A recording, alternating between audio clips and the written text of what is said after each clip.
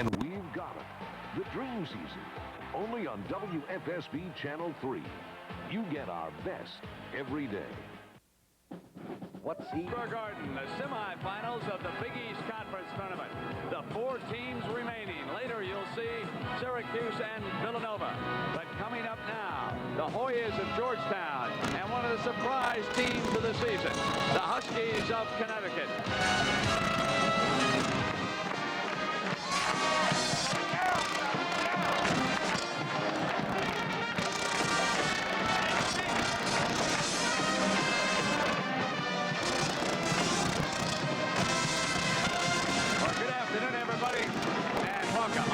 Along with Billy Becker.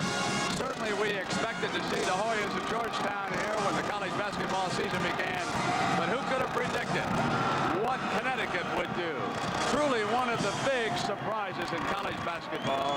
Jim Calhoun orchestrating this turnaround a year ago, coming off a very mediocre 6-10 campaign. The coaches in the Big East voted them to finish 8th in the conference. Instead, during the regular season, they were co-champions along with Syracuse. And Billy, what's the reason for this remarkable turnaround? Well, Brent, this is not a matter of luck. This is not a matter of a team just for this year. Jim Calhoun built a great program at Northeastern, took them to the NCAA 5 times. He's going to do likewise in Connecticut. This is not just a team. He now has a program. And from Israel, Nadav Hinnefeld has done a remarkable job. In fact, he has become his team leader. Well, one of the great things about Hinnefeld is his great court awareness. He doesn't have the blazing quickness or the leaping ability, but he sees the court. He's right up there among the nation's leaders in steals, which shows that he really anticipates well out there. And, of course, John Thompson and Georgetown had already gone international. And they have a rising star from Zaire in Dikembe Mutombo. Now, a year ago, his numbers were mediocre. And when this season began, pretty good. But, folks, over the last 6 games, he has risen into the league with the superstars in college basketball. Much like his fellow countryman, Hakeem Olajuwon, when he came onto the scene in Houston. He doesn't improve by the year, he improves by the day. So it will be John Thompson matching wits here today against Jim Calhoun. And the two coaches looked at one another this way. I think the biggest thing with Connecticut is because they try to trap as soon as you come across half court and force you to play faster than you actually want to. You've got to be very careful that you don't turn the ball over quickly. And after successfully breaking that pressure, you have to be careful that you can still get your big people involved and not shoot so quickly that you exclude them from the offense. Last time they had about 8 dunks inside in the lane on us, so we just cannot let them get the ball. If, in fact, Georgetown is going to beat us, then for us to be successful, we're going to have to make them beat us from the outside, because inside, we don't have the size to match up with them. So the winner here today moves to tomorrow's Big East Championship game. Back to meet the lineups in a moment. CBS. It is game 1, Big East semifinal here this afternoon, Connecticut and Georgetown.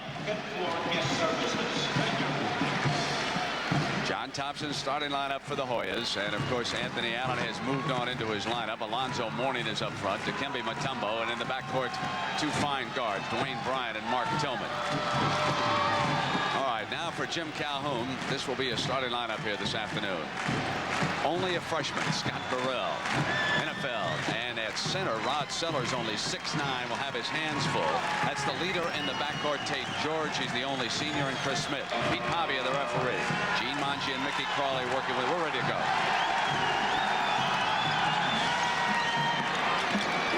That controlled by Georgetown. That's Mourning. Connecticut, a higher seed. That's why they're in the white uniforms. Georgetown's the 3 seed, Connecticut the 2 seed. Starting in the 2-3 zone with a lot of traps in the corner. Trying to force Georgetown to play an outside game as opposed to going in. Tillman has the game's first shot. First rebound is put back in by the Hoyas, and a splendid tap in by Anthony Allen, who doesn't get much playing time. Hinnefeld comes through, and it's goaltending. Score it. We watched Hinnefeld before the game. He's as loose as a goose out here. Probably helps him not to have grown up in the Northeast to realize the pressure that's involved in a game like this. Calhoun is a defensive specialist. He elects here to go after and pressure the ball. They will be all over the Hoyas. This is how Calhoun made his reputation as a coach. And the first foul goes against Connecticut. George with number 1. He's a 6'5" senior guard from New Jersey. And you can see what that strategy does. If Georgetown is going to use Alonzo Mourning to throw over the top against the zone press and Mutombo to come to the top of the key, it takes away about 15 seconds worth of their ability to be down inside. Stolen by George. He trips, but Smith winds up with the loose ball, and George is all right. Trying to get Sellers, and back comes Connecticut. Smith coming to baseline, high-arching shot taken down by the Hoyas. Both teams in great physical shape. That's the style of play that they play, so they go right after each other physically. Back to the 2-3 with the traps in the sides and the corners. This is a 3-day war here in the Big East. On the throw-in to Mutombo, he was fouled by Sellers. They try to push him out, and Calhoun goes to work on Crowley right away. Calhoun has got to have that move down in the blocks, or this is going to be a tough afternoon for his big man. He gives away about 5 or 6 inches per man underneath, and he knows that he's going to have to push and shove and get Mutombo and Alonzo Mourning off the blocks. They were out working on that in the Garden about 10 o'clock this morning. Brent, is what's so tough is that their size. Sellers is down and holding his knee. They have lost Sellers here in the first minute and a half. He is really in some pain.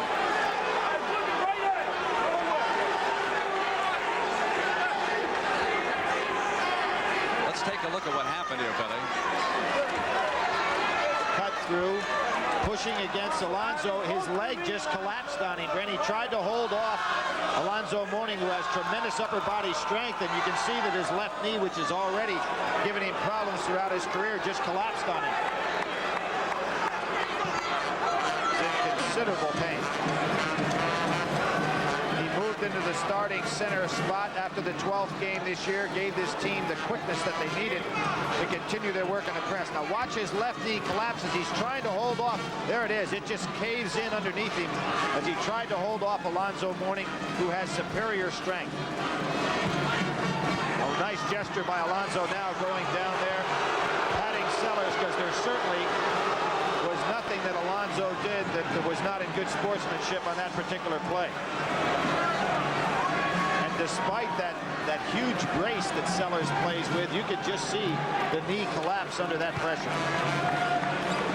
Well, that puts the pressure squarely on 7'1" sophomore Danny Cyrillic out of Williamsville, New York. He will move into the UConn lineup here in the early going, and you can see Hennefeld doing a little coaching on the floor. That's one of his values for this Husky team. He played on the Israeli national team, and he's extremely experienced in international competition. And let's hope that is not serious, but it did not look good, did it, Billy? No, it did not. He had no way to go. It's just one of those things, kind of like you see in football, Brent, a lot when a guy's leg gets locked in the turf, and he has no way for it to slide out. That's what happened to Sellers on that play.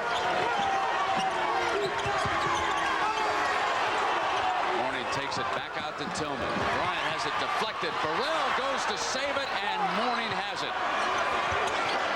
Tremendous anticipation and quickness in this zone. Cyrillic was the starting center at the beginning of the year for the Huskies. Actually had his season high of 18 in the first game. So it's not like he's unaccustomed to playing. Bryant loses it. On the turnover, it goes to the Huskies.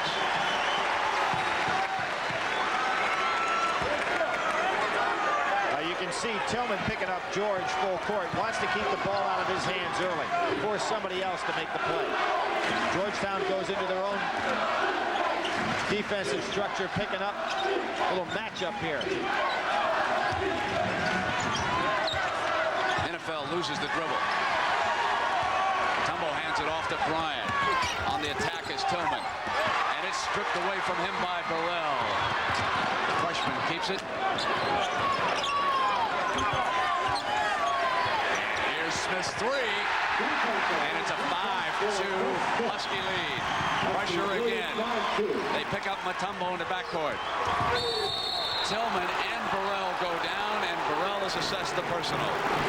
#1 on Scott. this game is such that it right now is in Connecticut's favor. Georgetown, although it's a team that likes to put defensive pressure on, it's not at 90 feet.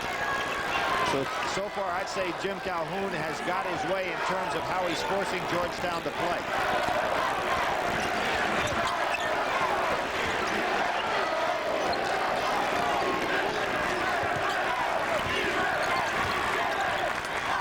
Difficulty getting the ball in low to Mutombo, which is what they were successful at yesterday. Being fronted beautifully down there by this switching zone. The shot is missed. Burrell going up for the rebound, touched it last. It'll be Georgetown ball out of bounds and a fresh 45. Brent, at 6'5", Burrell, just a tremendous athlete. He's really physically not big enough to play the position he does. You can see them working on Sellers right now with the towel draped around his head. Antoine Stoudemire, number 41, played some quality minutes yesterday against Providence, and he is off the Hoya bench. He's a great shooter in terms of his stroke. Tough pressure for him to come in here in the Big East, but he does have the best looking shot on the clock. This is a terrific looking Connecticut defense. They are all over the ball, and it is Huskies ball out of bounds. I don't think, Billy, we have seen a zone as active as this all year long. Calhoun has these kids playing with a lot of heart. They do have a very active zone, and their physical nature of this club, with the quickness that they have and the good overall size, allows them to play it extremely well. NFL pushing off, managed to draw the foul from Stoudemire. That's a very quality move by NFL. On a quick push-off, he leaves, and he got the foul call. Well, John really going what amounts to now 3 guards, so he's small there, and NFL did the right thing going to the spot where the smallest forward was. There's the 1-3-1 zone by Georgetown. NFL did not shoot well in the early going. Threw up a couple of air balls yesterday. On the move, coming through the lane, putting on the line, a chance for a 3-point play. When he does something that a lot of players take many years to develop, and that is he lets the game come to him. You notice he was out on the wing, didn't look to put up the bad shot with Alonzo Mourning on him. As soon as he found his first opening of the game, took advantage of Mutombo and went by. Let me correct what I said about Connecticut and Providence. I just remembered that I've got it switched. Providence came back against Georgetown, and it was Seton Hall that was eliminated by Connecticut yesterday. A lot of balls bouncing, Brent. Another turnover. That's 4 turnovers for Georgetown. They're down 7-2, and we've got a timeout. Leave the game because of a knee injury. Originally, he injured that knee against Georgetown back on February 28th. He is due to undergo some arthroscopic work on it at the conclusion of the season. He'll play today if he can withstand the pain. And the Huskies will bring it up with a 7-2 lead and 15:42, Billy, to go in the first half. Man-to-man now by Georgetown, changing things around. Good make. Burrell down in the paint area, comes up with a jump shot. Burrell will get it. Up on Mutombo, who influenced that shot, forced Burrell to miss.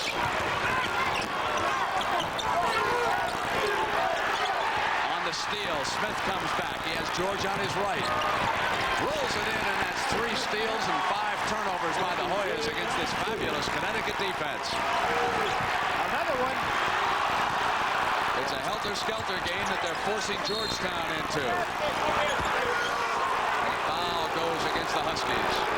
Brent, one of the things I think if you're going to play against a club like Connecticut that presses this way, you have got to get the ball down, even down as low as you can, to force that defensive pressure back inside a little bit and then come out and start your offense. Beat the press first and not try to score off the press so much.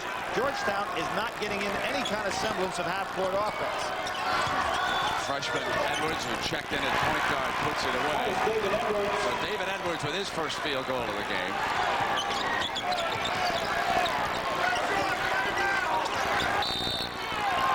Alonzo's matched up with Burrell, and you notice how Alonzo tries to play his little one-man zone down in the lane. Burrell can take advantage of that by setting some screens, particularly for Hennefeld.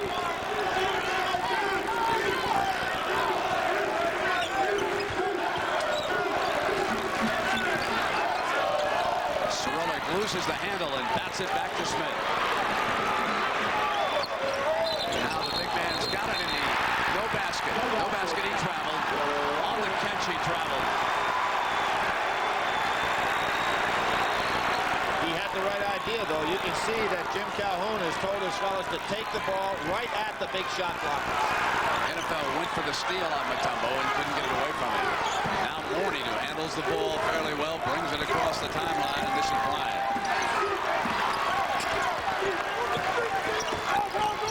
Oh, they really attack the ball. If you're a shooter, you just don't get your shot off. Hands all over the ball.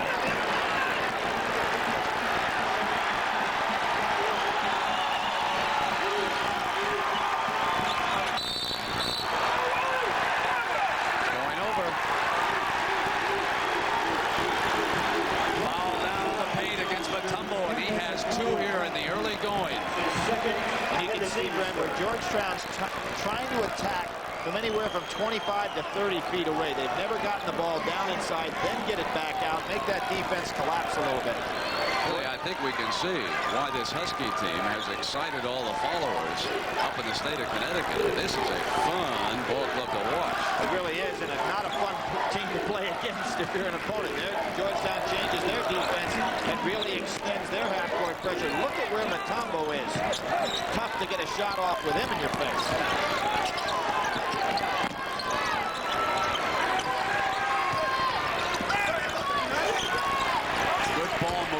Couldn't put it away, and Mutombo with the defensive rebound. Alonzo altered the shot, as he does so often. The Connecticut defense has not allowed Mutombo or Morning to take a shot yet in this game. Now it is Bryant nailing the three-point shot. And it's 9-7 UConn. Burrell with a three from the corner is off iron, and there's NFL coming through. Cyrillic takes it away from Mutombo. Good job by Cyrillic not to bring the ball down, and he just put it right back up over his head. Now, see, they're wasting a lot of time with their big men having to bring the ball up court. Obviously, with Morning 65 feet away and Mutombo 50, they're not going to be inside to do anything. Burrell's second foul. Louisville, the Metro with an early lead. Let me ask you a question. Can UConn keep this pace up, and how is their depth? Oh, this is a team, and even if you look at them statistically, they go down to about 8 men in terms of guys that have scored 7 or more. They play a lot of minutes and distribute it well, but with Sellers out, it really hurts that depth situation, particularly up front. You saw Murray Williams, a 6'6 junior, check in, and Burrell, the freshman sensation with 2 fouls, sits down on the bench. So they are testing that depth right now. Tillman gets free on the inside. Mutombo puts it back with that hook.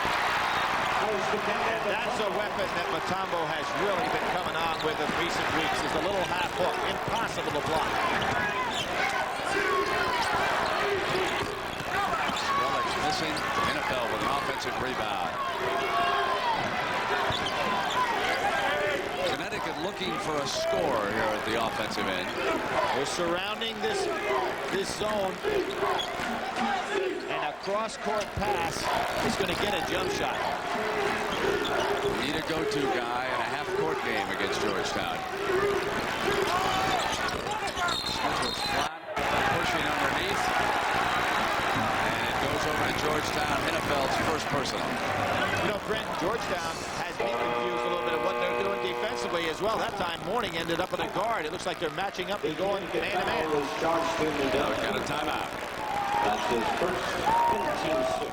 In movies, television, and music, join hosts Valerie Harper, Fred Savage, and Barbara Mandrell, the People's Choice Awards live Sunday. Also working with us is Leslie Visser. Let's go to her now. Brent, I'm here with the man who came all the way from Israel to see his son play. This is Zaev Hennefeld, father of Nadav Hennefeld. Mr. Hennefeld, your son is very popular in Connecticut. Is he popular in Israel? Yes, my son is also popular in Israel, very famous in basketball playing since a young boy, about 10 years old. Well, this is your first Big East tournament. What are your impressions so far? That is my second visit to the States, but first time to visit a basketball tournament at all in my life. Thank you. We look forward to seeing more of you and your son. Brent? All right, Leslie, thank you. Mr. Hennefeld is not involved in basketball in Israel. He's a member of the Israeli Air Force, has an engineering degree, and his son had to choose between St. John's and Connecticut. And the reason he went up to UConn, one of the things he appreciated up there was the campus. It was interesting that St. John's paid for the airplane ticket. Louis is a nice fella, isn't he? Connecticut, thanks, Louis. Offensive foul, but put it down, put the basket down. Manji says scored a field goal for Tillman and then call a foul. You like that rule, Billy? They don't have that rule in the NBA. You got to go one way or the other. Yeah, I think that it's one of the small things that you may see a change down the road. It'd be no basket cause can be counted on an offensive charge. Now Georgetown again gives a different look. 2-1-2 was the combo in the middle. UConn hit 2 of its last 9 shots after starting out 3 of 4, so they're really struggling now at the offensive end as again Calhoun goes to the bench. Reno Walker, he's 6'6". He's a freshman, will come in. Second turnover in a row for Hennefeld. His father almost caught that last pass that he threw. Game is tied at 11. We're in the first half. This is game 1, Big East semifinal. Syracuse and Villanova in game 2. Stay down there in the 2-1-2 trap.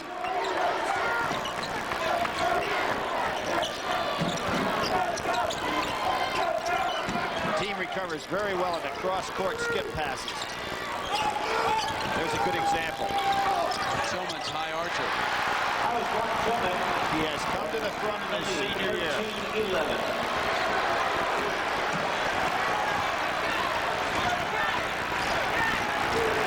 Connecticut ought to know how to play against this defense, very similar to what they play. But you can see that Georgetown did not recover cross-court. For Tate George. His first field goal of the game. And it puts UConn up by a point at the 10:06 mark. There's Mutombo. Yesterday against Providence, 18 points, 14 rebounds, and 6 block shots.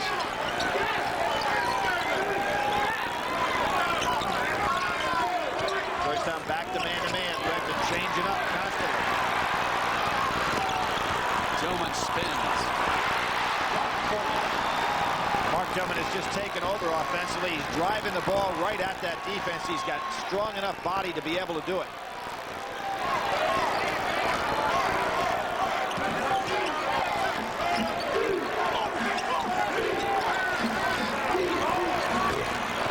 Missing that time. And it was off Walker's hands. And the Warriors went back out after. 2 semifinals scheduled today here at Madison Square Garden. With Billy Packer, I'm Brett Westbrook.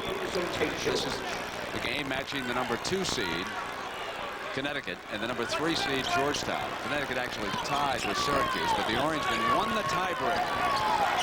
And the tiebreaker was against Georgetown. The Orangemen swept them and Connecticut split. The point-a-minute man, John Gwynn, into the ball game now, and you can see Jimmy Calhoun has got to find some way to score. His scoring is going to be limited to the perimeter game. Gwynn, a fella who knows how to light it up. Connecticut has turned it over 3 of its last 5 possessions.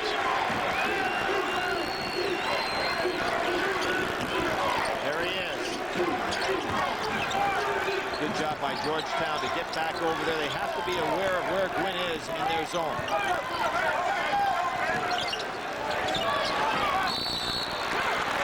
Connecticut ball. The Priest in the game, so you see Calhoun with this tremendous intensity he's had on defense has got to go to his bench. Gives Tate George a little rest. Hennefeld a little rest. Lyman DePriest is 6'5". Burrell is back, throws it deep and out of bounds. So another turnover. And UConn not getting it done offensively for Calhoun. And Brett, in the last game down the Cap Center, UConn shot 28%, only 19 for 67. What they're having problems today is not in the shot. They just can't get one off.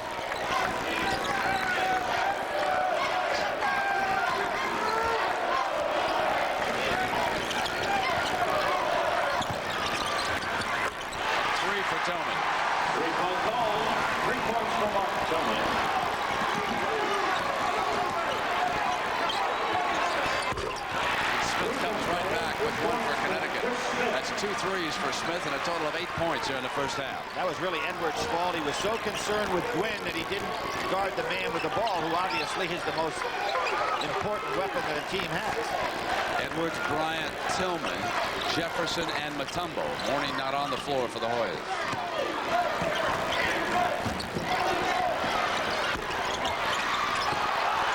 Tillman goes after it and takes it away from Smith. Fans thought Tillman went over the back, and I'd have to agree with him. Timeout in the Garden. 7:29 left in the first half. Leading the Huskies by 3 points, being led by John Thompson's senior leadership, if you will. Remember when Reggie Williams was anointed his senior year, he elevated his game, averaging 23.6 points a game. Then last year, it was Charles Smith who took charge. This year, King John anointed Mark Tillman. And today, Tillman has scored 9 points. Coach's son is on the floor. Ronnie Thompson now in the backcourt. 3-guard attack. Mourning is also back. Mutombo is out of the lineup, and Mourning takes it deep for the layup.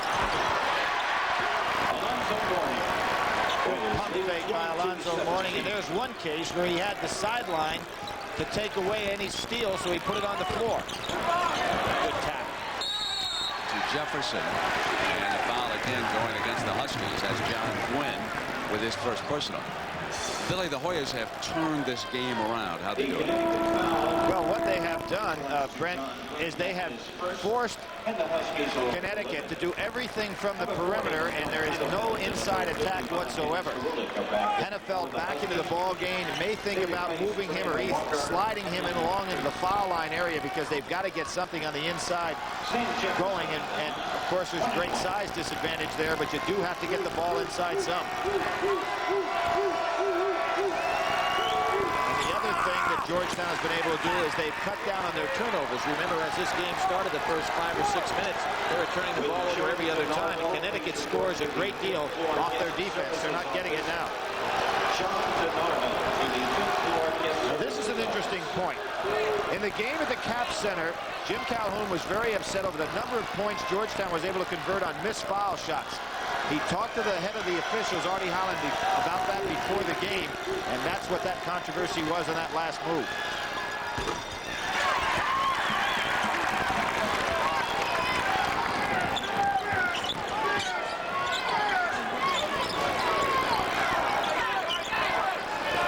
Cyrillic inside, but not flashing to the ball to handle it.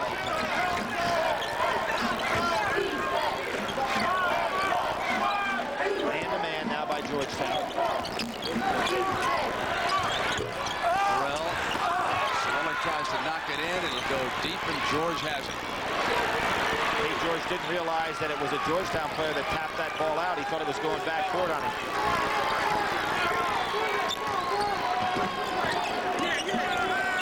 Georgetown switching on those solid screens.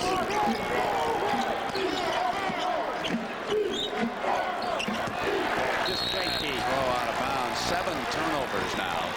Georgetown leads the nation in field goal percentage defense, and it's not by accident. They play tremendous defense.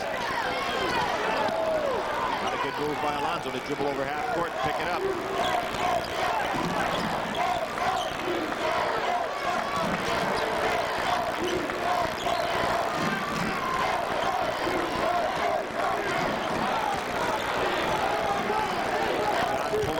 Out in hopes that Connecticut would come out of that 2-1-2 zone, but that's not going to happen.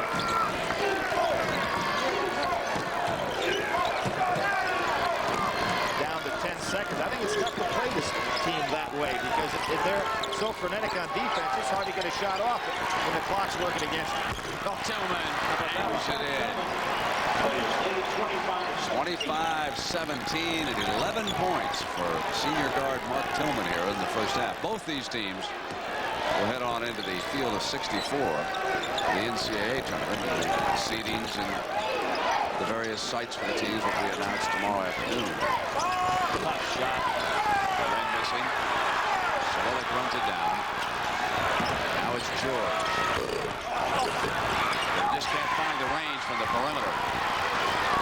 And against against this Hoya side, got to be able to do that. Georgetown turns it over Lady Jefferson. So between our semifinal games, we'll continue our championship preview show coming up next. And then in game 2, Villanova with a big win over St. John's. They were on the bubble, and that might have enabled Villanova to lock up a berth in the... Very possible. St. John's, Villanova, another defensive struggle in that ball game. They stayed on what looked like 46-44, which amounted to almost 4 minutes. Now Georgetown goes back to their matchup zone. Alonso running that baseline again. Hennefeld just can't find himself an opening to get off any kind of jump shots. Connecticut had hit only 4 of its last 16, and Cerulli put down that field goal, and it's 25-19.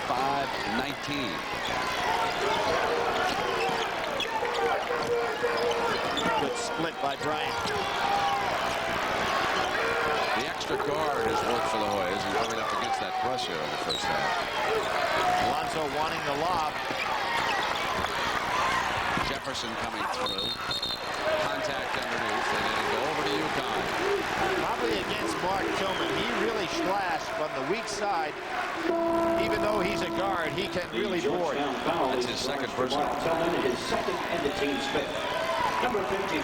Mark averaging 4 rebounds a game this year, and that's hard to imagine when you've got 2 monsters playing with you, and you still, as a guard, get over 4 rebounds. Shows you how you can slash to that basket. Mutombo back. How about putting him out on top? Smith comes through and hits the field goal. That's what Connecticut has got to do. They've got to get the ball down inside that zone some. Offensive foul on Mourning. Thompson furious. John better remember what happened to him last week. He kind of backs off in a hurry. First time he's been kicked out of a game in 15 years, and it occurred in a big one up in Syracuse. And Alonso back there can't afford to put the ball on the floor against a guy like George. Well, we've got a timeout at the Garden. 25-21 Hoyas. All right, Jim Nance, and here at the Garden, it's Georgetown 25, Connecticut 21 with 3:42 left in the first half. The winner going to tomorrow's Big East Championship game against the winner of Game 2, which will match the top seed, Syracuse, against Villanova. Hennefeld puts one down. Brent, that's the spot. Slide inside that zone, get Hennefeld open a little bit. Nice job by Hennefeld on defense. Off a steal, a chance to tie the game up. Won't stay in. Good rebound. Injection by Mutombo, and Tillman coming out is fouled by George, and that's his second person. Sensational block by Dikembe. Cerulli does a good job on the offensive boards, being at the right place at the right time, goes up with 2 hands, and there you can see Dikembe, as the ball is still on the way up, just pull it away.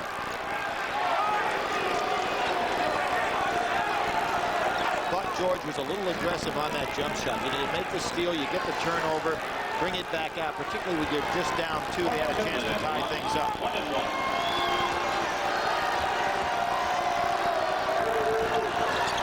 That's 12 points for Tillman already in the first half. He's been very productive, hitting 5 of 10 from the field. A couple of games over 30 this year.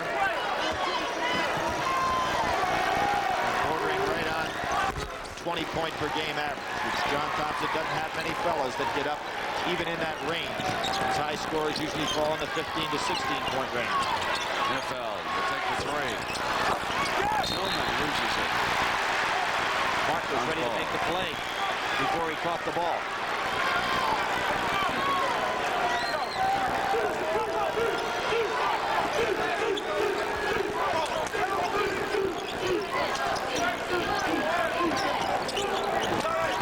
Pass by Correll. And Cerulli will move on up to the free throw line. That was a splendid pass by the freshman. Greg, do you get it? Bolton, wait a minute. down. Hold on here.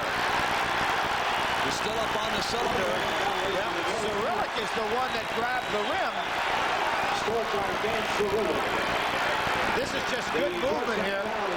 I don't agree with that call at all. That ball was pulled. Cerulli is the one that grabbed the rim, not the Georgetown players. You'll see it right here. We hope you will. Didn't agree with that call at all, Brent. Take Billy's word for it. He grabbed it. He's been hard on that free throw, and it'll go over to UConn. There was a good touch pass. You can see Cyrillic is the guy that grabs the rim. The officials might have thought it was a Georgetown player, but it wasn't. Tumbo pushes Burrell to clear up for the receive and commits his third personal foul here in the first half. John is just biting his lip over there. That's his third personal. Bring on the Tumbo. They're playing with 6 personal fouls as they did during the regular season. The Southeastern Conference, which had the 6th rule, dropped it for its tournament, but not here. And John just staring on out at the officials, not saying anything as he did last Sunday up at Syracuse. Burrell is short, but a great rebound in Hennefeld. Connecticut misses several opportunities, stays with it. Burrell's hook shot finally goes in to tie the score. Scott Burrell is some kind of athlete. He has great instincts, physical quickness, and at 6'5", and he may be stretching it there, he can get to the boards. 2.5 minutes first half. Score tied. UConn and Georgetown. Scott Burrell's a pitcher, Brent. I bet you he can bring it on in there. First-round draft choice by Seattle. They turned down a $175,000 bonus contract. His family wanted him to go for the education. They know that the baseball contract will still be there. Mark Tillman puts the Hoyas ahead. He's had a great first half. Has 16 points. Cyrillic down. Another push. Basket counts. The Connecticut foul was charged to Tate George. Tate George's third personal. Third personal, 3 on George. Jimmy Calhoun is pointing to John Thompson, and he said John worked his way in for a payback foul call down on the other end of the floor. And number 15, Sean Williams, in for the Huskies, replacing Tate George. Tumbo sits again. Billy, did you even see that foul? No, I didn't. I was watching Mark Tillman's jump shot, which was sensational with people right in his face. Number 41, Antoine Starmeyer, replaces David Edwards. Morning was fouled, and he'll step on up to the line.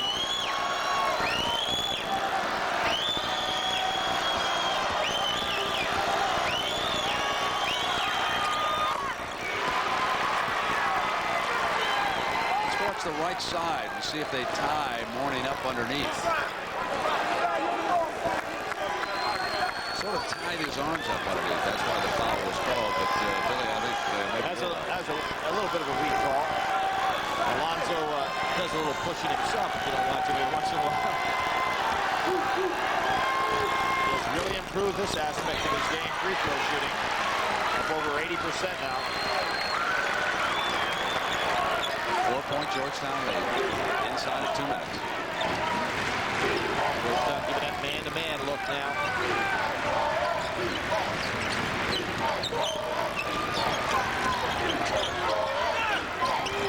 Dangerous pass. Burrell saves it and comes up with what could have been a slick assist. Off the miss, it'll be the Hoyas' ball. That's a great catch by Burrell. Deflected out of bounds. Burrell is He is something, isn't he? He's fun to watch. Well, that's our lineup tomorrow. The selection show is at 6:30 Eastern time, a little bit later this year. Give an opportunity to the committee to watch some of those later games. They may need it with all the upsets so far in the conference tournaments. Not only selecting the teams, but where do you seed somebody when Missouri gets knocked out in the first round, LSU goes down, and Georgia goes down, Oregon State goes down. It's been wild.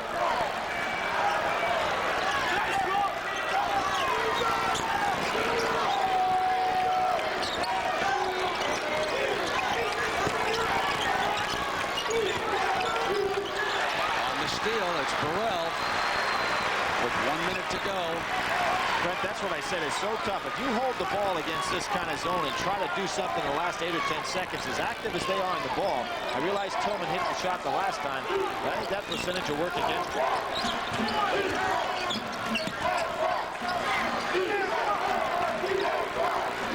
Differential differential of about 20 seconds, so Connecticut will have to give it up.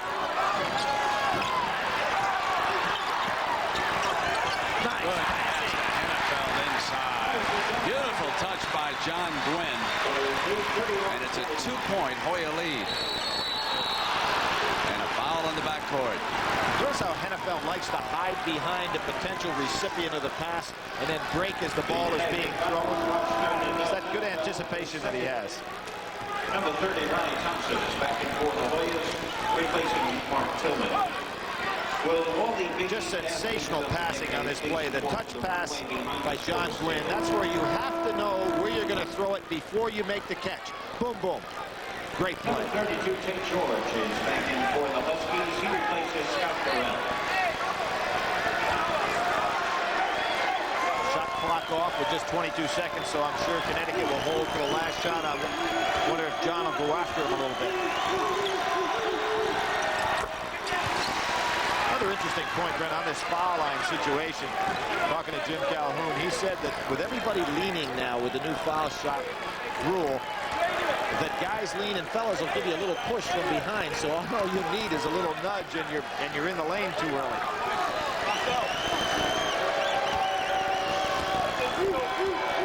You see those players, Lonzo wanting it, just a little shove, and he beat it.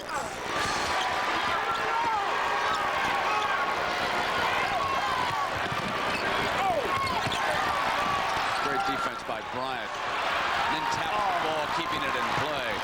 Spectacular effort. And then Hennefeld comes right on out for Connecticut, and he is fouled by Bryant. How about that? Bryant does a great job at both ends. And then inside of 10 seconds, he puts Hennefeld on the free throw. And John is pointing up to the clock. The reason for that, he's saying, hey, look, we had 10 seconds to go. You didn't have to rush anywhere. Get it down and get off the last shot. The same could be said of Gwynn. The object for Connecticut down 4 is to make sure you get that last shot. Number 20, Mark Tillman is back in for the Hoyas, replacing Ryan Thompson. At the line, Connecticut 0 of 3 here in the first half. Georgetown 6 of 8. That's UConn's first free throw. Hennefeld, a 76% free throw shooter. Nice technique.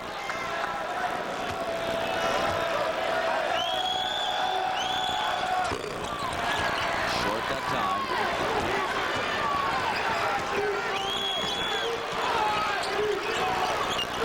Stoudemire. Here's the clock. He's got the 3 and the buzzer. That was right in our angle, Brett. No question that was going down. Right from where we're sitting, we can see that shot on target all the way. It was just a matter of whether it was long or short, and it was neither, right down the center. And as a result, Georgetown builds a 6-point lead at the half, 36-30. We're going to be back with the road to the Final Four after this message. And word for your local station. Game like this with both playing great defense. Field goal shooting percentage, Georgetown way ahead. Points in the paint. This is kind of surprising, but Georgetown never could get inside. Tillman did a good job picking up the slack there. One thing we've come to expect from the Huskies, steals. 6 steals, and a lot of those right at the beginning, Brent. They have been remarkable. Beware, that dog will slip right between your legs. I'm telling you, talk about a hound dog. That Husky comes after you. He really has great anticipation. And you can see everybody else does a pretty good job, too. Tillman with a fine first half for the Hoyas, 16 points. He's the leading scorer. Billy, for someone who just snapped on the television set, what do the Huskies have to do now to climb back in this game? I think they started getting used to getting the ball down inside a little bit in the end of the first half. And that's got to be the answer. Get the ball down in the paint, the little dotted line, and then fire it back out. They weren't doing that for the first 15 or 16 minutes of that first half. And of course, they've got to get back to turning the ball over and getting something going on the fast break end. Georgetown did a great job in that regard the last 15 minutes or so of the first half. Oh, what a stroke. Well, he has got a shot. He put down that 3 at the end of the first half. And now Antoine Stoudemire, a freshman guard. And if John Thompson ever fills up that 5 spot, it's going to be hello dismal with this bunch. Fade away, nothing there. Tillman tough on the break. Wisely pulls it out, looking for a trailer. Bad news for Connecticut, Billy. Rod Sellers done for today with the knee injury, and Sunday if they get to the championship. He will undergo an examination on Monday. That means that the NCAA tournament's in jeopardy. He injured the knee back in February. Just update that story. Probably going to have it cleaned out at the end of the year. Brent only got in 2 minutes today. Good pull up by George. John Thompson wanting walking. Needs steals now. Hoyas lead it by 7. Tillman missing his first shot, and this is Smith coming down from Connecticut. Let's set this lineup here. Smith and George working in the backcourt. Whistle by Mickey Crowley. Cerulik has had to step in at center. Hinnefeld and the freshman Burrell on the wings. Overall, Billy, when you look at them, they are not physically as imposing as the Hoyas, but then I guess the response there is who is in the country. Not at all. Well, maybe LSU, and of course they weren't so imposing yesterday that Auburn didn't knock them off. Smith's 3. Georgetown not picking up the tempo defensively quite the way they did in that first half so far here at the start of the second. Well, Alonzo wants to put that ball on the floor. Hinnefeld will pick his pocket. Yeah, and we saw the charge in the first half against Tate George, so it's not really in their best interest to have him do that.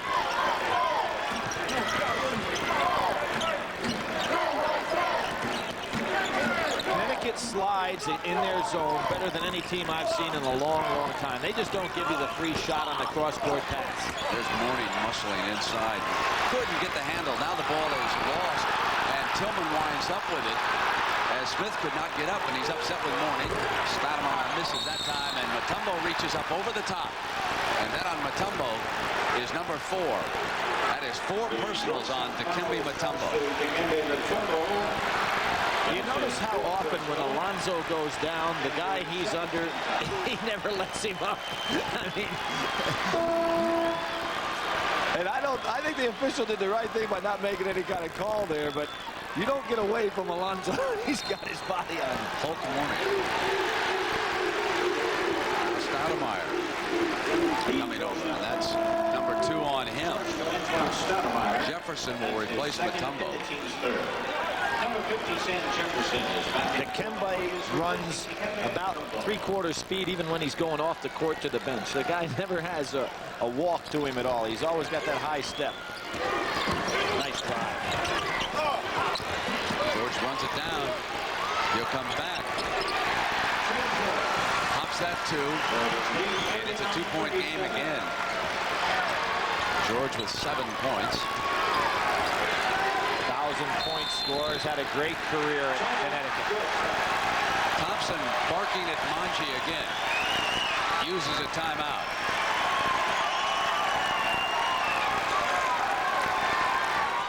It'll be Villanova and Syracuse. Villanova has swept the Orangemen twice. Let's go to Leslie with Rollie Massimino.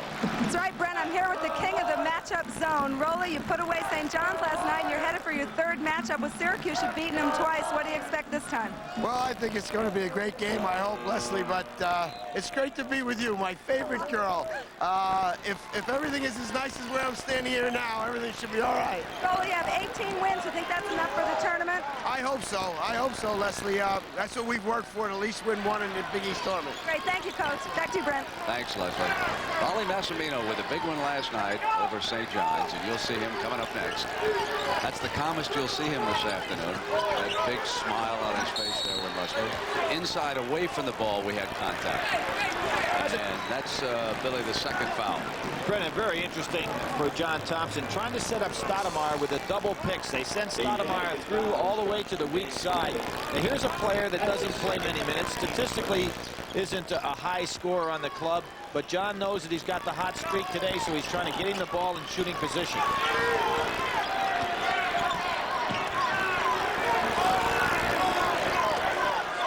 He runs him to the other side, looking to get that jump shot.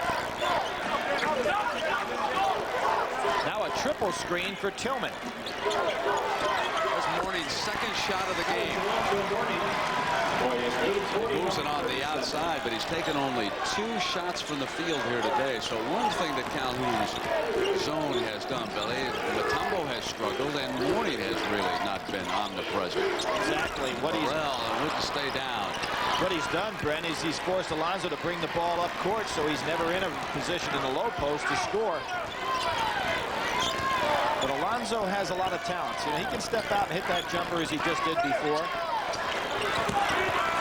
Tillman's 3, long rebound, and he runs it down. A new phase of the game in rebounding since the three-point shot, and that's the long rebound, and teams that have guards that can flash to that ball do an excellent job getting the second shot.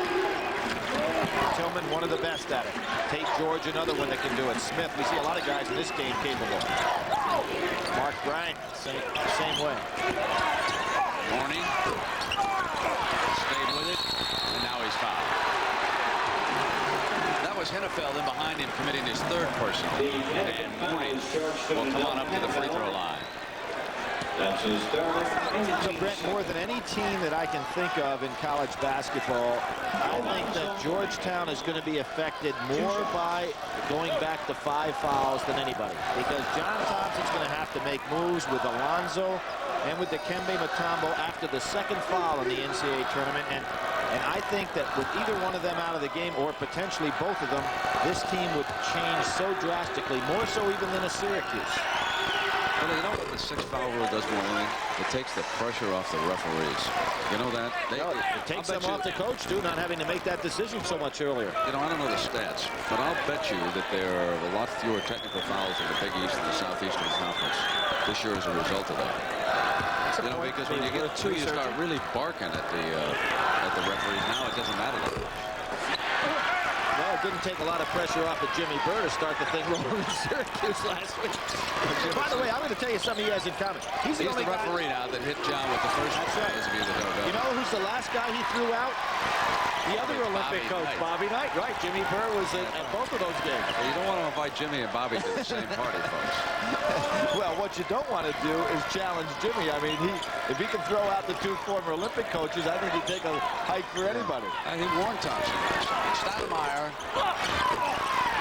Good rebound. Boy, just nice. 3 bounces that time by Jefferson. There's Mourning. You notice where he's been playing the last 3 times down the floor, right underneath the basket. Connecticut may be wearing down a little bit, too. There was tremendous intensity in the first 10 minutes of this ball game. Good backdoor cut by Hennefeld. Thought twice about going through with a shot. He had some daylight there. Well, he doesn't force anything. Really plays within himself. They're down now, 44-37, 14 minutes to go. George on the runner. Gets it back.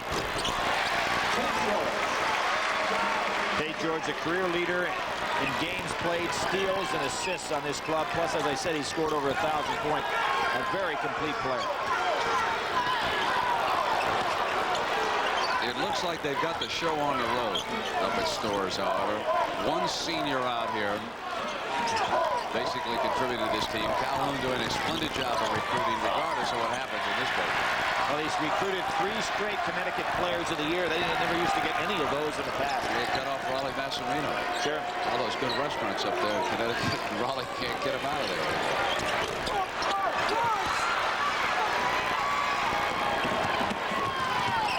Brent, another thing that's interesting, a stat that amazed me, 85,000 alumnus of Connecticut live within an hour's drive of the school. Is that unbelievable? You know, they got 23 daily papers up in Connecticut, Billy, and they cover this club every day. A 3 for Tillman, and now that's 19 points for the Hoyas' leading scorer. He's had a great season for Georgetown. He's a fine young man when you talk to him. Friendly, outgoing. He and Mutombo got 2 great personalities. Great fake by Smith, but I'll tell you what, it is noticeable right now to me that Connecticut has lost the zip in their legs that they had early on in this ball game. That was Burrell. He's a freshman. He won't lose his zip yet. And in the conclusion of this game, we'll select the Chevrolet Most Valuable Player of the Game for each team. And in their honor, Chevrolet will donate a $1,000 scholarship to the General Scholarship Fund of each school. That's coming up a little bit later this afternoon. And Jim Calhoun recognizing that as well, bringing Walker on into the game. He's also going to have to come back with John Gwynn. And it really hurts for him not to have Rod Sellers in the ballgame. I mean, it really took a lot away from his inside game. You know, he's got to turn around after yesterday's win. So does John Thompson. 3 not there, but the Hoyas are deeper than anybody. They have a big advantage in the Big East tournament with the depth. When you play 3 straight days, now you never run into that in the NCAA, but you do in the Big East. You go 3 straight days to a championship, and believe me, as physical as this league is, it wears you down. Good block by Hennefeld. Wisey doesn't go up court with it.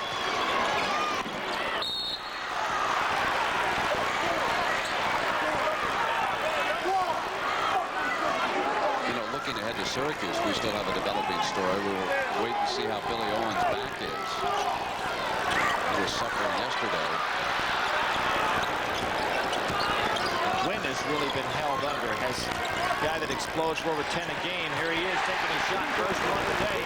He did not score in the first half. Jim Calhoun likes to count on him for double-figure scoring, although he's playing under 20 minutes a game. Lots of time against the press. Now Connecticut trying to get a little bit of a mini run going here. Down by 5. Burrell on the move. Can't bury the jumper. Walker is fouled from behind by Jefferson. And you notice the difference. Walker with fresh legs comes into the game. Not only goes down at one end and plays well, but then beats it all the way back at the other. And when you come back, some fresh legs for Georgetown will be in the game. We'll continue. Jefferson's first and the team's fourth. Billy Packer, I'm Brad Musburger. This is Madison Square Garden in Georgetown with a 5-point lead and 11:33 to go in the second half of regulation. And Rod Sellers, the 6'9" starting center for UConn, lost in the opening minutes. He will not return, and there now has to be some doubt cast upon his participation in the NCAA tournament, but we don't want to lead that story. There will be further examination on Monday, and then the school will make a decision there. So a 5-point Hoya lead. And the winner will meet the winner of the second game, matching Syracuse against Villanova. 1-3-1 now by Georgetown. They've shown about 4 or 5 different defensive looks today, all of which are effective.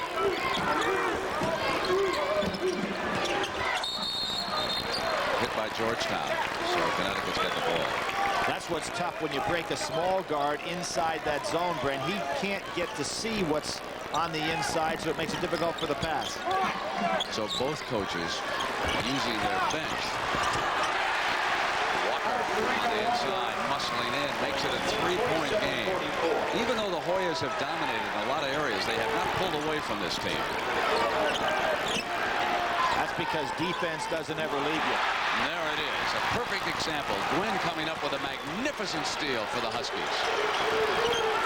Your offense slides up and down, but that defense a great constant. Missing the shot. He was off. Oh, what a rebound. Reach over by Williams, and he's called for pushing off. Calhoun didn't like the call. Boy, that was a sensational rebound. Williams goes way up. There's Gwynn, the man that's instant offense. Williams goes up. I don't see the foul. I thought it was just a sensational leap on his part. You can see Bryant trying to block him out. He just goes over the top of his head and makes a good play. That's his best imitation of Derek Coleman. Back on the Hoyas, leading it by 3 at 10:38, and they have turned it over. And there's a matter of spacing. Tillman just couldn't get out of Bryant's way and brought along not only Bryant's defender, but his own. Isn't it amazing, Brett? You'd think right now if I said, what's the score? I'd say Georgetown up 10, then you look at the board, it's 3. Calhoun was a quality coach at Northeastern, and he's done the same thing at UConn. And Smith almost banged that one in. Tillman, who has been the standout for Georgetown all game long, 8 rebounds, 19 points. What a game he's had. He was sandwiched right in between Walker and Williams that time and still got the ball. And he wants a jump shot now.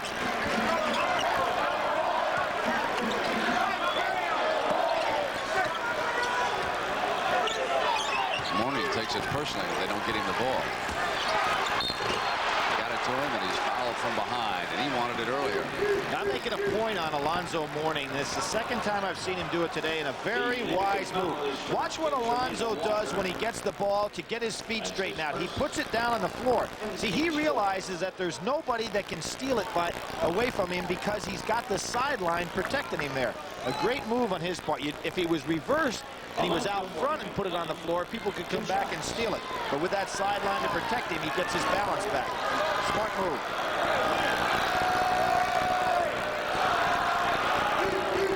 Here's something about him, too, man. He takes a lot of time to shoot free throws. I mentioned this in the Syracuse game. I'm surprised people don't talk to the officials about that. Well, you have 10 seconds from the time the referee hands you the ball to get off your free throw.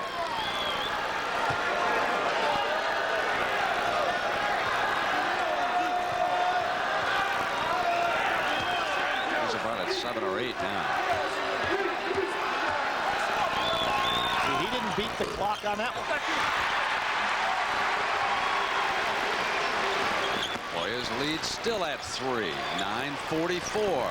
Not taking advantage of all the opportunities that have been presented to him here today. And you see they go back to their man-to-man. Thompson gives you so many defensive looks to adjust to.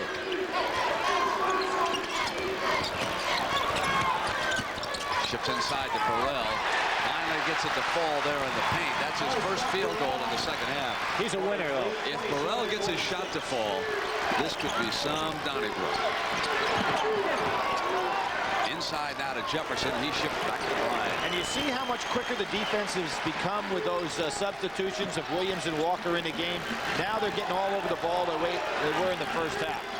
I'm surprised that Thompson doesn't come back with Mutombo to help out. This is a little bit smaller Connecticut team. And it goes over to the Huskies. And what Jim Calhoun has been able to do with his club just down one, he's resting George, he rested Hennefeld, and he rested Cirillo. So he's going to be fresh, and here comes your man Mutombo back, Frank. And Hennefeld is back, Billy, just as you spoke about it, too. And they're back fresh. It was a gutty move by Jim Calhoun, and it paid off for him.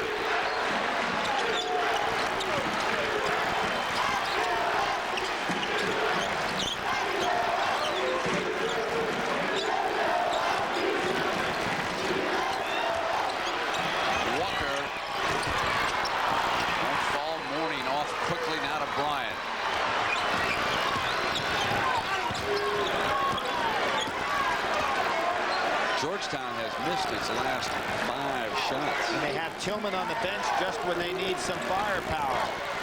Both coaches realizing they want to go down a stretch with fresh legs and their key players. That on Hennefeld is number 4.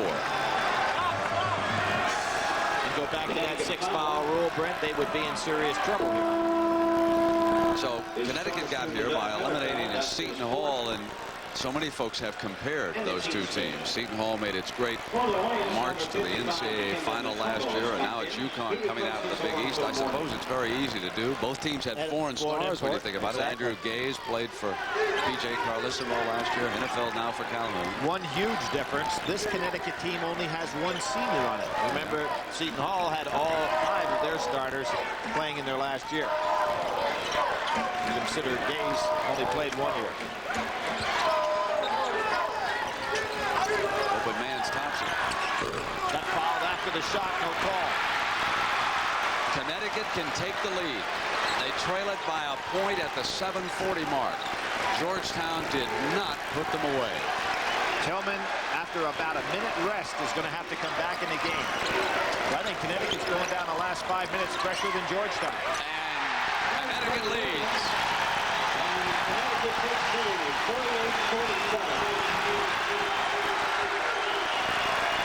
They were down by as many as 9 points, and they've taken a 1-point lead, 48-47. Mourning is now out with Mutombo, the man in the hole for the Hoyas. Boy, some great chess playing by these two coaches in regard to substitutions this last 12 minutes. There's such a size disadvantage. They've got to get it in low. Bad pass, and Connecticut anticipated it. They couldn't get the ball to Mutombo. You talk about valuable minutes. Walker has done a sensational job in about the 8 or so minutes he's played in this game.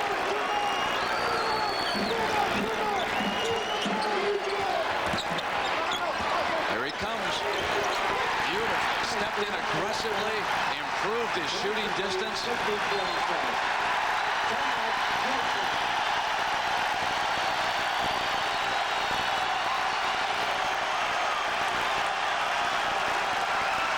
Husky mania. You gotta love it.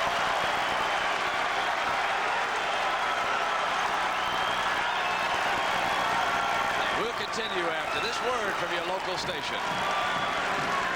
Beauregard, Connecticut, leading Georgetown 50-47. 6.5 minutes to go in regulation. And Connecticut has turned it up and started to shoot a little bit better against this Hoya defense. The key player has been number 42, Terreno Walker, the 6'6" freshman from Orlando, Florida. He's done it defensively and offensively.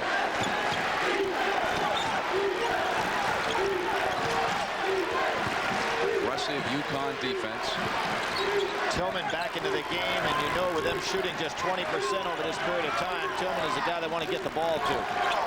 Morning and Mutombo. Stoudemire, Bryant, and Tillman. Mutombo short of the iron and into the hands of Walker. Dikembe shot that ball on the way up. Not a good touch for him at all. Now 6 minutes to go.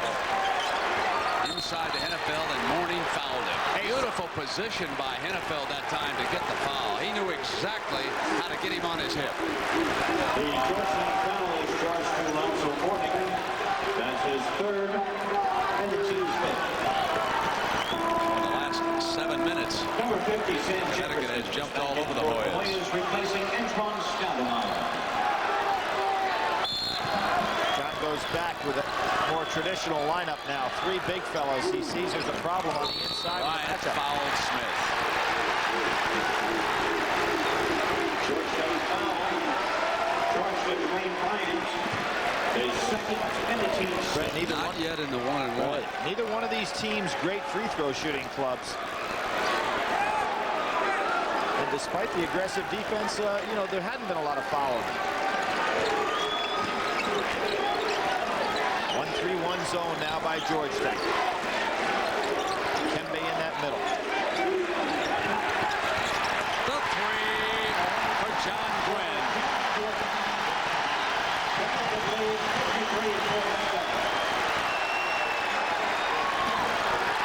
Gwynn goes after it, knocked it out of bounds. And Brent, do you see what Jim Calhoun is doing? He's kept Tate George out of this ball game. He has Burrell out of this ball game. So he's saving them as long as he can so they come into the last 3-4 minutes really fresh. He's getting great play off the bench. Williams and Walker and Gwynn, just a super job.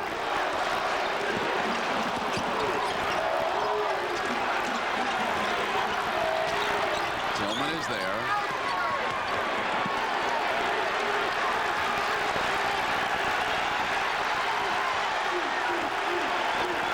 John pulling things back out, figuring he's got to have a good shot this time, and he'd love to get Tillman the ball with a double screen on the side, but Connecticut doesn't fall for it. So he brings it out to the top and banks in a 3. That wasn't the call, believe me. Didn't even need the screen. 53-50 UConn with a 3-point lead inside of 5 minutes in regulation. Nice coaching move by John, though, making sure he had his hot hand man with the ball. Gwynn a little bit off balance, and Walker going for the rebound commits the personal foul on the inside. I'm waiting for Jim Calhoun to look down that bench and come back with his starting backcourt player and his starting forward.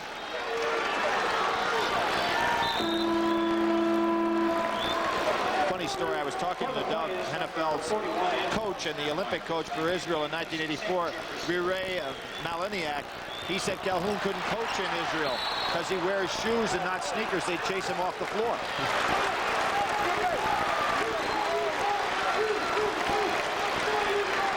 Billy, here's an interesting stat. The Connecticut bench has outscored Georgetown 15-11. We seldom see that in a Georgetown game. And Williams coming across was riding Tillman, and now they're up over the limit.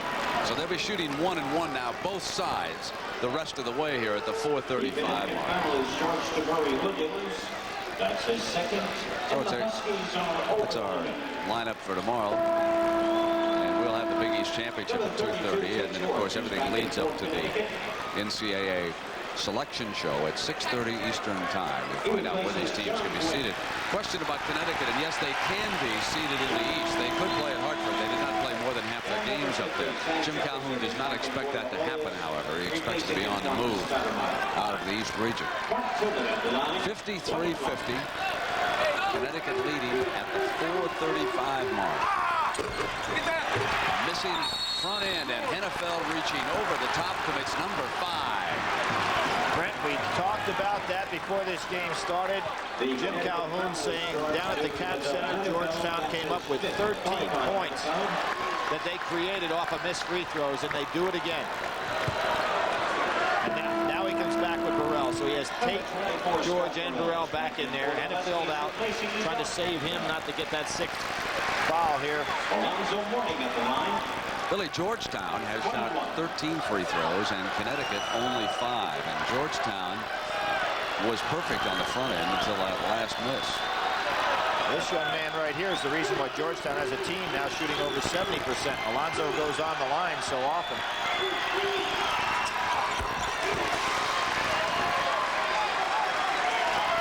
Shot almost 280 free throws this year. It's a mark of a guy very active inside.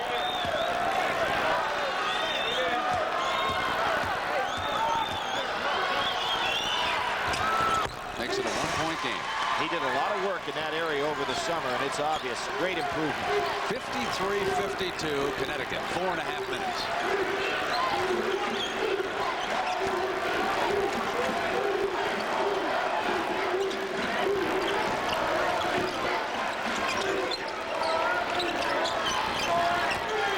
Williams, good dish. And a foul goes against the Hoyas. Fine pass by Williams. Another one of those Connecticut Player of the Year, fellas. Jim Calhoun recruited. And Georgetown is over the limit. Missed 7 games with knee surgery.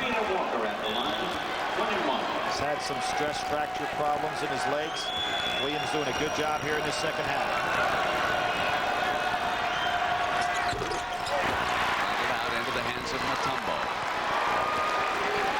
Free throws will kill you.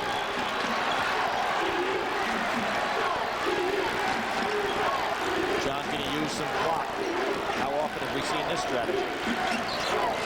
Jefferson's hands gets it back short. Connecticut ball with a 1-point lead, 53-52, and inside of 4 minutes.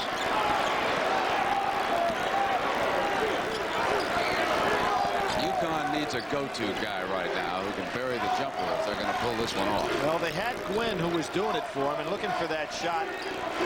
Spreading things out now. They really got Georgetown extended. It should be an opportunity for a guy like Smith, who's being guarded by Bryant, to break 3 if he can get his hands on the ball.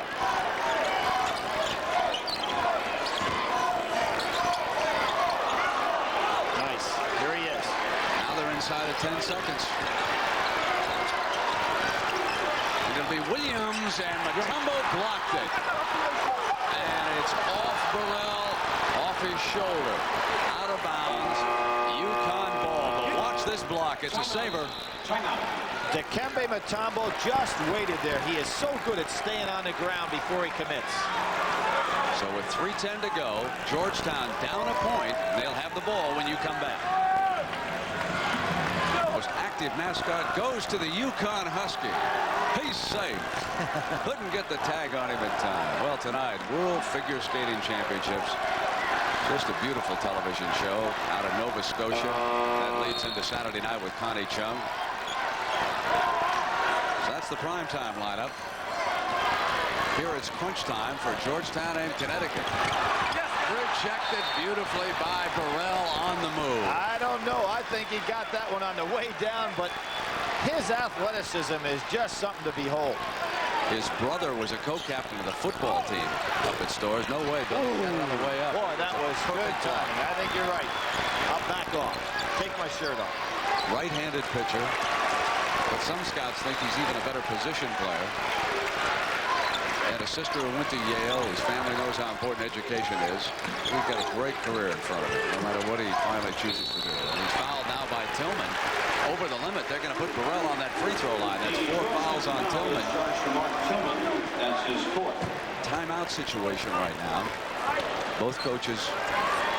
Let's see. Thompson with 2 and Calhoun with 4. And in case the ball is tied up, it'll go to Georgetown. Burrell just a 58% free throw shooter. So if you're Jim Calhoun, you might almost rather your guys not get on the line.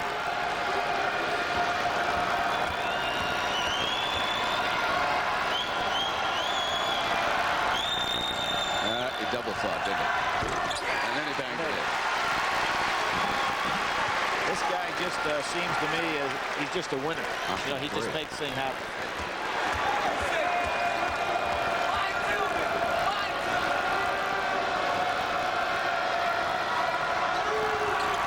He likes it in crunch time. Nails both the free throws. Gives UConn a 3-point lead, 55-52. 2:38 to go. Deflected. Knocked free and out of bounds. It'll be Georgetown's ball. So the Huskies again all over the ball. And Hennefeld has been sitting there with 5 fouls on him. I wonder if Jim Calhoun will take a chance bringing him back into regulation or say I want to save him just in case it goes OT as long as he has the lead. Calhoun wanting 5 seconds, not there. That zone dropping back now. Stottlemyre and Tillman, Bryant, all 3 can shoot the perimeter shot. Billy, wouldn't you want to get the ball in low to Mourning right now? Interestingly now. And UConn comes away with it. They can't get anything down in the hole. That is 18 turnovers for the Hoyas in this game. On that last occasion, Tate George was playing Tillman 1-on-1, so Calhoun's going to a little box, figuring that Tillman's the guy that Georgetown wants to go to. Connecticut calls a timeout.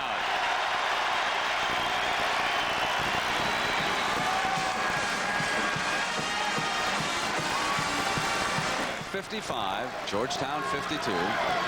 Both coaches with timeouts. 150. And Hennefeld playing with 5 personal fouls. Checks back in for the Huskies, who will have the ball out of bounds.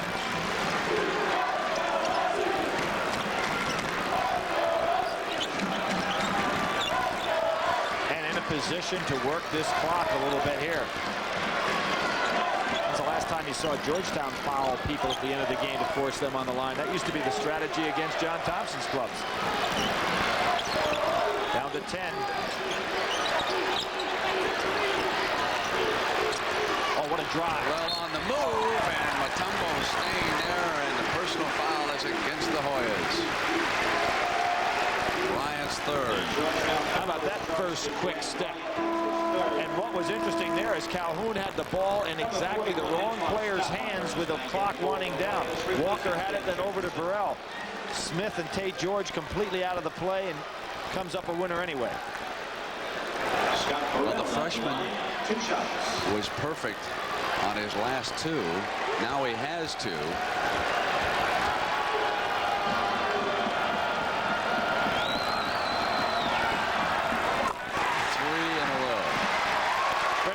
Talking to Jim Calhoun before the game, he said, you know, the last time when we beat them in Connecticut, we should have beat them by more, but our guys weren't quite sure they could beat a Georgetown. He said, now we know we can.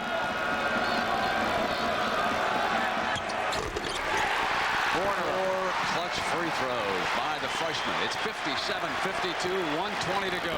Georgetown needs to pop inside, not think all 3s right here. They still have plenty of time.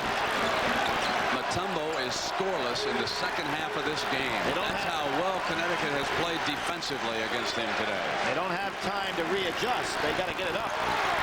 Stottlemyre, long rebound, and Bryant comes up with it. Inside of a minute, now they'll need to hurry. On the drive, misses, and Walker goes after him. Pulls it away. UConn now with 50 seconds to go, and a 57-52 lead can pull the upset here. And Brent, there should have been an intentional foul on Alonzo Mourning on that last play. He grabbed Walker by his shirt, preventing him from running down court. Walker turned and looked and wisely didn't swing at him. But it should have been an intentional, which would have sealed this game. Bryant's 4th personal foul.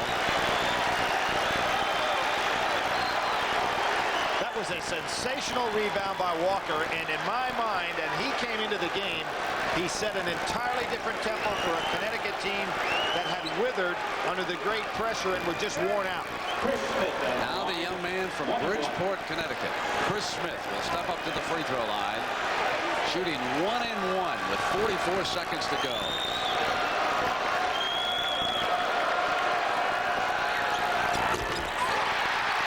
Wasn't pretty.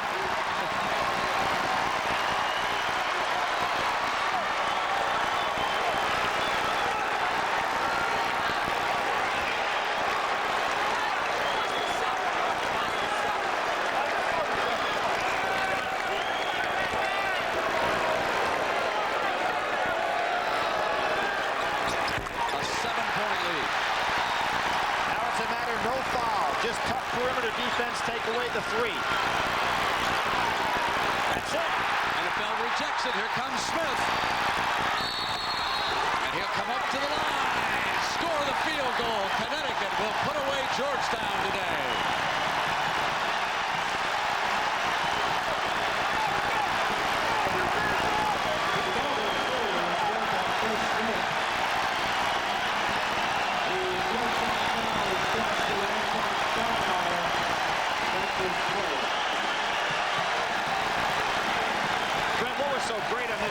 Connecticut shut off the perimeter three-point shot. Of course, that wasn't bad either.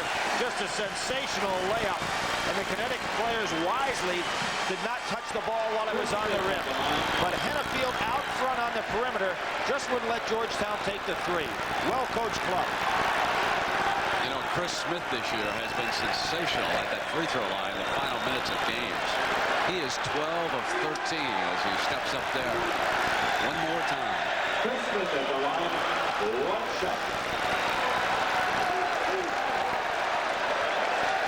Going to go back to something, Brent, the Syracuse game.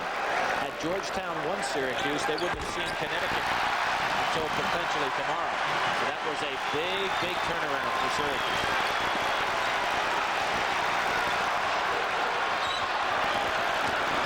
The 3 by Bryant. Underneath Bryant, and they give him the field goal. Now timeout is called at 23 seconds. But at 62-54, UConn in control. Turnaround. Georgetown shot 59% in the first half of this game to open up a lead of 6 points. But then in the second half, Connecticut has held them to 22% from the field. Jim Calhoun's defense has done a remarkable job. Bryant and Mutombo both scoreless here in the second half of this game. Brent, how about that deal that they have not won a game where they were behind at halftime yet this year? It looks like that goes by the boards. And they put the ball in the hands of John Gwynn, who's another good shooter. He'll come on up to the free throw line. 22 seconds to go. 62-54. Now, yesterday, in that game between Georgetown and Providence, the last 4 minutes of that game featured a great argument for the rule change that could be upcoming. When Providence sent Georgetown to the line 25 times, and it took an excess of 20 minutes to complete the game. So there are a lot of coaches now, and even Dave Gavitt, the commissioner of the Big East, who believe that this rule will be changed and perhaps would allow Connecticut in this instance to take the ball out of bounds or automatically shoot 2. Get 2 and or the ball out of bounds. And Georgetown, with those 25 free throw attempts, made 17. They missed 8. Providence made the run back on them.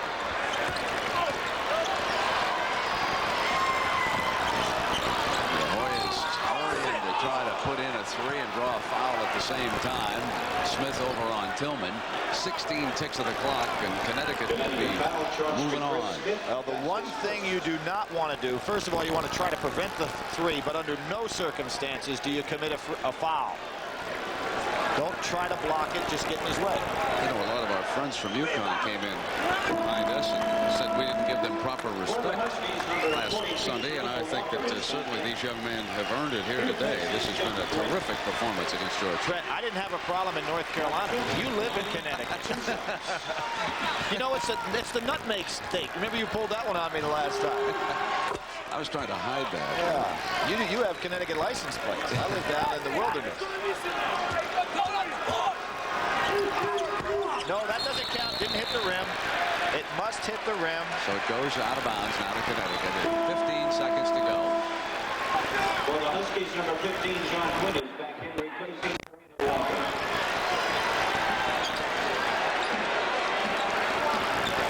You notice Connecticut tried to break long. John has Jefferson back here. That's him in the corner. Billy, why is it, do you think, that this Georgetown team seems to lose a lot of big games? First of all, you got to be in big games to lose them. They're there an awful lot. They've won more than their share, I'm sure, but you get a game like this, I think you had a Connecticut club that just wouldn't be denied, and they got great play off their bench.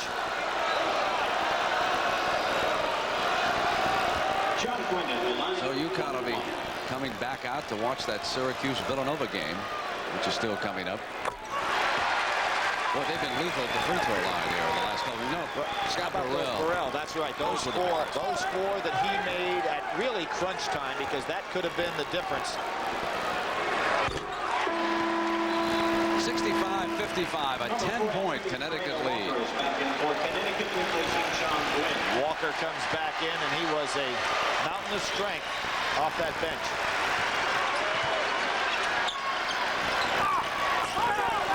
Timeout after the 3. 7 seconds to go.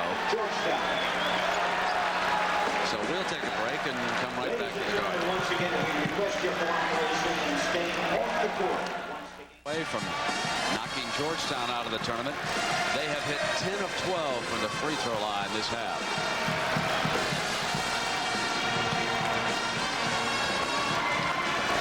Jim Calhoun, who is certainly a candidate for National Coach of the Year. When you go around the country, just think of all the fellows that have led teams that were picked to finish in the 2nd division up to championship caliber. Kansas, Michigan State, and Purdue. They go deep. Burrell will come on up to that free throw line again as Jefferson fouls it. I take my chances on Burrell going long. You know he's going to catch one. Well, before the Syracuse-Villanova game, we'll send you back to Jim Nance as the road to the Final Four continues with a preview show. Some of the regulars now are coming out for the Huskies.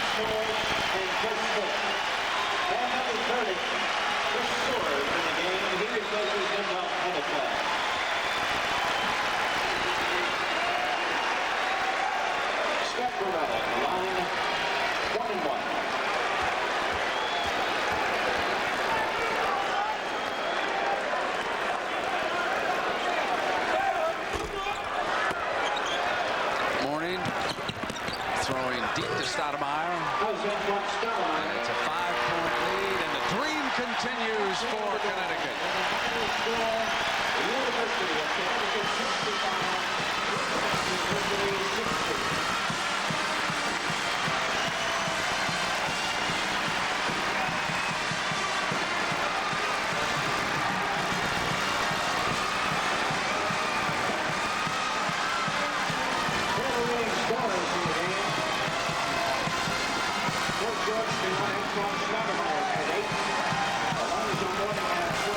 Our final score is 65-60.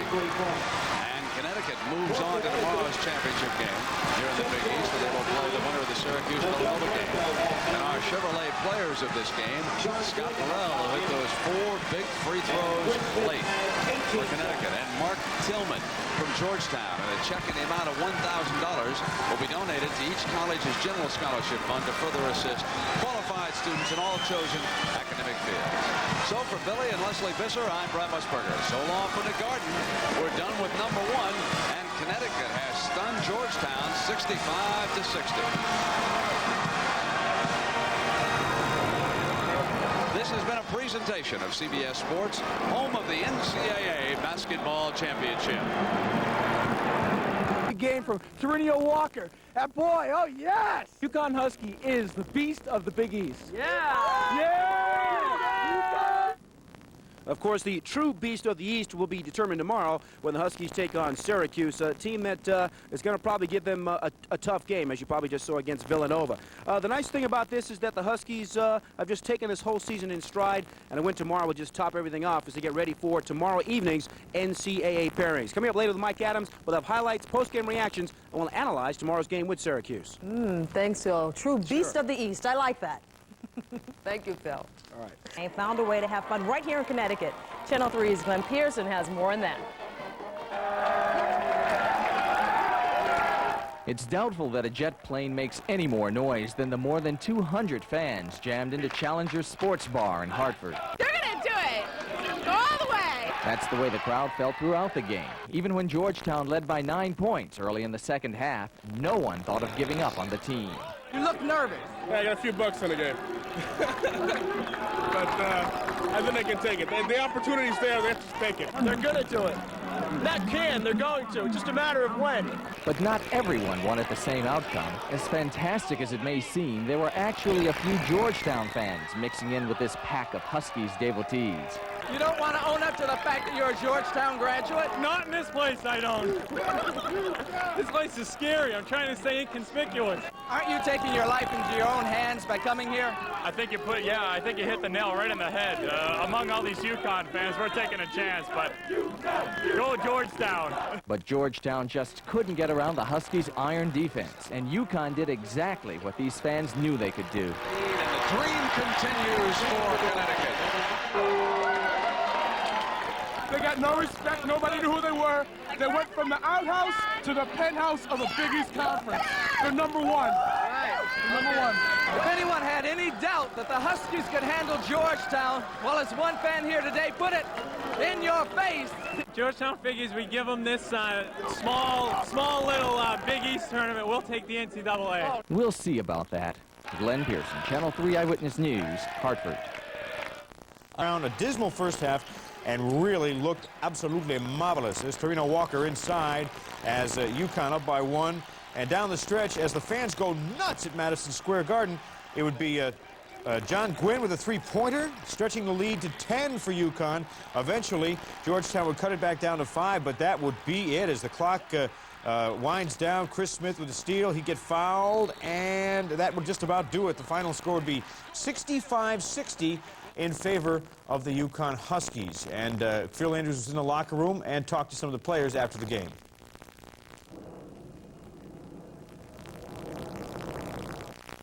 Well, you know, we knew what we could do. We just wanted to show everybody else to prove them wrong. That's a great feeling. I mean, to come to CBS and beat Georgetown, that's a great accomplishment. We still got to focus. We have one more, and then we're the Big East champs. It feels great. We were running the championship now, the Big East championship, playing against hopefully Syracuse, because they beat us. They beat us up there last time, and we have to be on back, I think. Phil Andrews, as we told you, was at the game, and he's been following the UConn Huskies all throughout this great season. And Phil, we go to Phil live now in New York City with a look at tomorrow's game. Phil, quite an exciting moment today, of course, for you and for the rest of the team, but looking forward to the Big E tomorrow against the tough Syracuse team. Yeah, you're absolutely right, Mike. What makes this game so interesting, of course, is that UConn and Syracuse shared the Big East regular season title. Syracuse the #1 seed, UConn the #2 seed. So this game, of course, will really decide who is the beast of the East, so to speak. But during the regular season, UConn beat Syracuse back at the Civic Center 70-59, and then they lost, of course, up at the Carrier Dome 90-86. A couple of things you might want to keep in mind. Rod Sellers did injure his knee in that game against the Hoyas today. He is probable for tomorrow. We'll more than likely see him out there. Billy Owens also a sore lower back, but he's expected to play too. We, of course, will continue to follow the Huskies. all the way through tomorrow and, of course, to the NCAA tournament. And also, the Huskies will be watching tomorrow to see exactly where the NCAA committee will seed them in the upcoming tournament. Of course, a win will make them a #1 seed. Thank you, Phil Andrews, for that report, and we'll be talking to you later on tonight, of course, in this. See how it turns out, but I got faith in UConn. For UConn today, the magic number was 65-60. That was the margin of victory in their Big East semifinal game against Georgetown. As a result, the Huskies are now 27-5 on the season, and they're ready to play for their Big East championship. Bob Picosi was at Madison Square Gardens for the dramatic comeback by the Huskies. Kenny, UConn came out flying. Chris Smith on the drive to complete a 9-zip run for a 9-2 lead. He had a team-high 18. UConn pulls within 2, 31-29 on this layup by Nadav Hennefeld, whose dad traveled all the way from Israel to watch his son play. I see my father, who came just after almost a year that I haven't seen him, and I can talk to him and see him, and he can see me playing, after he read everything that they write back in Israel in the papers, and I'm very happy that he's here. Second half, Mark Tillman with 3 of his 23 for an 8-point Georgetown lead, 47-39. Then the Huskies go on a 14-0 spurt. Scott Burrell with the off-balance one-hander, 47-46 Hoyas. UConn takes a 50-47 lead on this jumper by freshman Terreno Walker, who performed remarkably after Rod Sellers went down with a sprained knee. Well, we knew he could rebound. I didn't know about the step and dribble with the basket. We knew he can rebound. That's what the coaches really put him in there. But we also said, look for your shot. John Gwynn completed the 14-point run with this 3 for a 53-47 UConn lead. With it 53-52, Burrell, only a 58% free throw shooter, ices it with 4 straight from the line. You just got to concentrate fully. You can't think about anything else. Can't look around. You just got to look at the rim and just follow through, and hopefully it goes in. Then Smith adds a finishing touch with this 3-point play, 62-52. The final was 65-60. Did the Super Sop ever dream of playing in a Big East final? Not this soon. I thought about my junior year, senior year, the players to be mature more, to be a lot of juniors and seniors on the team, and we know what we have to do, but not this soon. I think very simply, it's a very unique, unusual team in the sense that they really enjoy each other, they enjoy what they're doing, and they're not affected by all the other sources. Back in November, on Big East Media Day, UConn was the preseason choice to finish 8th in the 9-team conference. Tomorrow, the Huskies will play for their first ever Big East title. Final again, UConn 65, Georgetown 60. Bob Picosi, Action News 8 at Madison Square Garden. Okay, Bob, thanks very much. A good trip to New York today. With UConn basketball fever in the air, who's your favorite Husky? It's a telephone poll we have in progress. The number to call is 1-900-454-3014. Call anytime, but the call will cost 95 cents per minute.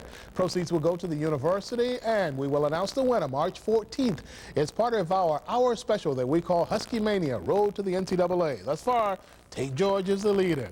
UConn will face Syracuse in the Big East title game. Since they tied for the regular season title in the Big East, it's probably as it should be. The Orangemen advanced with the win over Villanova this evening. Both teams started slow in this contest. Watch Mark Dowdell get the basket there, but it just rolled in. He didn't really stick it in. Got credit for the basket, though. Michael Edwards scores for Syracuse, and they got it going down the stretch. They went to their big man when they needed him, Derek Coleman. He's Big East Player of the Year, and for a reason. He gets to slam the final, 73-61. Syracuse comes out with a win. On the basketball board, top-ranked Oklahoma a winner today. Georgia Tech upset 12th-ranked Duke in the ACC tournament, 83-72. Virginia upset Clemson, 69-66. 18th-ranked Louisville a winner over Southern Miss, 83-80. Michigan 127, Iowa 96. Boston U is headed for the big dance, the NCAA tournament. New Hampshire a winner over Bridgeport in the NECC tournament, 85-84. And Washington College 11.